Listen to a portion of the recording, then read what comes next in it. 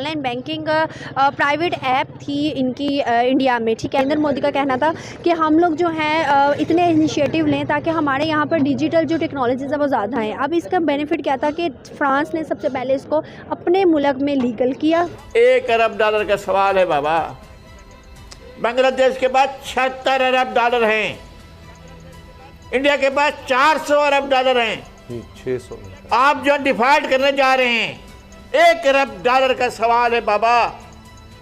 मोहतरम जनाब, international monetary fund IMF साहब, मेहरबानी कीजिए, अता कीजिए, $1 अरब का सवाल है। एक न्यूक्लियर पावर घुटने पे जाके उनसे बेग कर रहे हैं कि करो। एक्चुअली मोदी जो है ना वो बहुत एक शार्प माइंडेड और बहुत ज़्यादा ना मुझे तो वो बहुत अच्छा लगता है।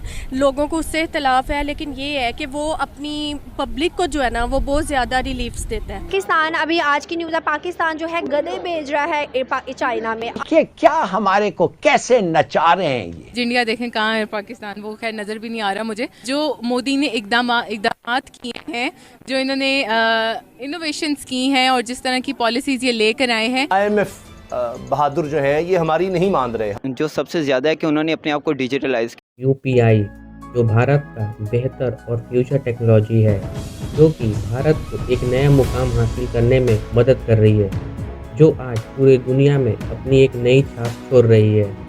दुनिया में कई देशों में इसका उपयोग जोरों से चल रहा है। इसी टाइम पाकिस्तान में बहुतों को इसका ग्रोथ देखा नहीं जा रहा है, जो ये मानने के लिए तैयार ही नहीं है कि भारत ये सब कर रहा है। मगर उनको ये बात जानना ज़रूरी है कि जो चीज़ फ्यूचर टेक्नोलॉजी का है उसे उपयोग करना एक भारत की अपनी ही शान है। भारत एक IT कंपनी का बहुत बड़ा काम हासिल कर चुका है, जो कि एक फ्यूचर टेक्नोलॉजी UPI जैसे एग्जाम्पल के रूप में साबित होती जा रही है। इसका उपयोग बहुत सारे देशों में की जा रही है, जैसे कि अभी हाल में ही UAE जैसा देश, भूटान, नेपाल और बहुत सारे देशों में इसका उपयोग जारी है। इसका यही ग्रोथ पाकिस्तान को देखा नहीं जा रहा है, जो ये तैयार ही नहीं है कि भारत इसको इस तरह से ऊपर ले जा रहा है, जिस तरह से अमेरिका का भी अपना ऐप ऊपर नहीं जा सकता था, क्योंकि ये पाकिस्तान को देखा नहीं जा रहा है। 2016 में UPI का इनिशिएटिव लिया, ये बहुत ज़बरदस्त था और ये एक बहुत बड़ी इनोवेशन थी। और इनका वैसे तो टेक्नोलॉजी में काफ़ी बैकग्राउंड है, लेकिन उस वक्त के बाद से इनके पास रेवेन्यू मंथली जो फॉरेन रिजर्व्स थे वो काफ़ी आना शुरू हो गए। और उसका सबसे बेनिफिट उनको ये हुआ कि ट्रांजैक्शन में जो बैंक लोग चार्जेस देते थे, मुख्तलिफ़ किस्म के 500 रुपीज़ पर ट्रांजैक्शन देते थे, खा 5,000 रुपये भी आपने भेजना है तो ये आपको ट्रांजैक्शन पे करनी पड़ती थी। उधर भी थी, इधर हमारे पास भी है, लेकिन अब वो लोग फ्री ऑफ कॉस्ट इसको यूटिलाइज़ कर रहे हैं और हम लोग आज भी वो 500 रुपये के करीब एक अमाउंट है जो हम पे कर रहे हैं। लेकिन हमारी गवर्नमेंट, हमारे ये जो कमर्शियल बैंक्स हैं, इसको लॉन्च ही नहीं होने दे रहे। सिर्फ इसी वजह से नहीं होने दे रहे कि उनका रेवेन्यू कम हो जाएगा। क्या लगता है कि आज दुनिया से सबसे ज़्यादा टेक्नोलॉजी में हमारा मुल्क पीछे है? क्या रीजंस हैं और क्या लगता है आने वाले टाइम में हम लोग इस चीज़ को कवर कर पाएंगे?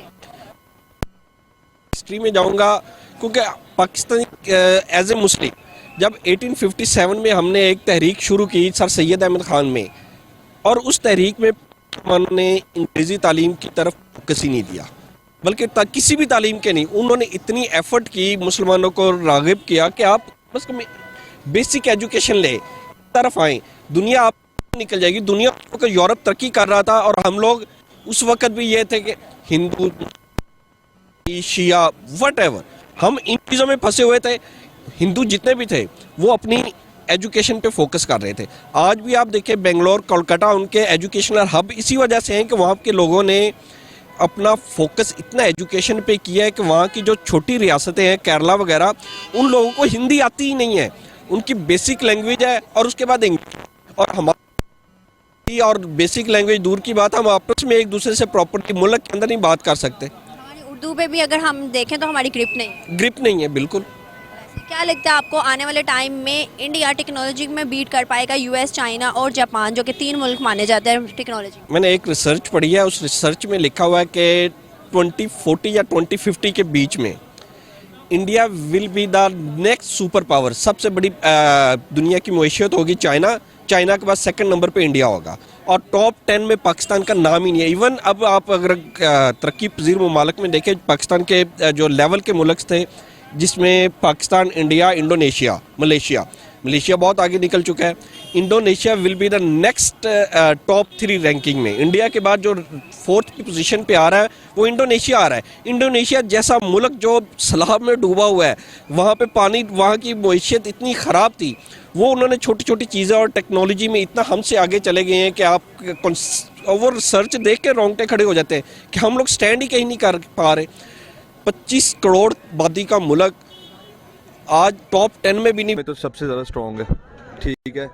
बात रही है उनकी अपील की इंडिया से, अगर वो इंडिया से लेना चाहे ना तो ले सकते हैं, उनके लिए कोई मुश्किल बात नहीं है इंडिया से कुछ लेना, ठीक है। इंडिया को भी पता कि अगर हम देंगे ना तो बेनिफिट उनको ही है, बजाय इसके कि अब देखें आप पाकिस्तान में अभी आपके पास क्या है। अच्छा, वो आपकी बात ठीक है कि इंडिया को पता है कि बेनिफिट है उनका, लेकिन जहाँ बात आपने ये की ना कि अमेरिका लेना चाह रहा है तो वो लेकर रहेगा, तो ऐसी बात नहीं है, बिकॉज डोमिनेंट अमेरिका जो है वो इंडिया पर नहीं है। इंडिया ने अभी रिसेंटली कई दफ़ा उनके वेस्ट मीडिया को इंटरनेशनल मार्केट में खड़े होकर करारे जवाब दिए हैं कि आप लोग हमारी फॉरेन पॉलिसी में टांग डालने वाले कोई नहीं हो, हम आपको बायकॉट कर देंगे। करारे जवाब तो पाकिस्तानियों ने भी बड़े दिए हैं अमेरिका को कई मतलब कई ऐसे पॉइंट है। एग्जांपल आप ले लें ISPR, एक दफ़ा जिन्होंने अमेरिका को मुंह तोड़ जवाब दिया था, बाद में फिर खमियाजा भी तो भुगता था, बाद में फिर माफिया मांग के दोबारा फिर फंडिंग भी तो बहाल की गई थी। देखिए, खमियाजा भुगतने की बात बाद में है, बातें हर कोई कर जाता है, इंडिया भी कर जाता है। इंडिया ने की, इंडिया करेगा, बाद में इंडिया भी उसका खमियाजा भुगतेगा। 1 सेकंड, अच्छा, उन्होंने कहा, US ने कहा आप लोगों ने रशिया से तेल नहीं लेना इंडिया को, इंडिया ने नहीं मानी उनकी। इंडिया ने कहा अपने काम से काम रखो, इंडिया ने क्या रशिया से तेल नहीं लिया? आज लिया ना, मेरी बात सुने, आज के लिए ले लिया, कितनी देर तक नहीं लेगा, चले मुझे बताएं। अब बाकी वो तेल कहाँ से लेगा, और मतलब क्या मतलब वो लेगा तेल? देखिए मेरी बात, क्या यूएस तो खुद तेल लेता है, लेकिन उसने कहा था आपने रशिया से तेल नहीं लेना है। आज तक रशिया से वो तेल लेते हुए आ रहे हैं इंडिया वाले, और अभी रिसेंटली फिर यूएस मीडिया ने एक इंडिया को ऑफर दी जिसमें उन्होंने ये कहा कि रशिया से हम कम कीमत पर लेकर देंगे, लेकिन दोबारा फिर इंडिया ने उनको मुंह तोड़ जवाब दिया। देखें कितने मुंह तोड़ जवाब, एक तेल की बिना पर हम नहीं उनको जज कर सकते कि वो अमेरिका से पंगे ले रहा है या कुछ कर रहा है। अमेरिका एक बहुत बड़ी सुपर पावर है। फिर भी अमेरिका ये चाह रहा है कि इंडिया उनके साथ रहे। देखिए, अमेरिका को इंडिया को साथ रखने में बड़े बेनिफिट्स हैं। आप ये ना खाली देखें कि खाली किस चीज़ के बेनिफिट्स हैं, आप ये देखें अमेरिका ने तो सऊदी को भी अपने साथ रखा, क्या किया, सऊदी का उन्होंने लेकर हम पे ड्रोन करवाए, अफगानिस्तान में ड्रोन करवाए। बट नंबर 1 ट्रेड पार्टनर तो फिर भी इंडिया है अमेरिका का, तो करेगा। देखें बेसिकली अब देखा जाए ना, इंडिया माशाल्लाह, मैं आज भी कहता हूँ स्टडी के लिहाज से आप देख ले, अच्छा इंडिया का हर बच्चा तो इंग्लिश बोलता है, मुझे पाकिस्तान का कोई भी ऐसे दिखा दे जो OA लेवल्स पे है ना, वो भी इंग्लिश में करके बात करता है, तो आप किसको जज करें? इंडिया भी एक देखें, इंडिया एक एटमी पावर भी बन चुकी हुई है। इंडिया में आप स्टडी के लिहाज से देखे जाए, और उन्होंने अपनी पॉपुलेशन उनकी इतनी बड़ी है, तो आप लिहाज करें अगर अमेरिका को वो थोड़ा सा भी इस बारे में कर रहा है ना कि जी हमने धमकी दे दी है, तो बनता है, वो कहते हैं ना कुछ दिखाने के लिए ना वो कर लेते हैं।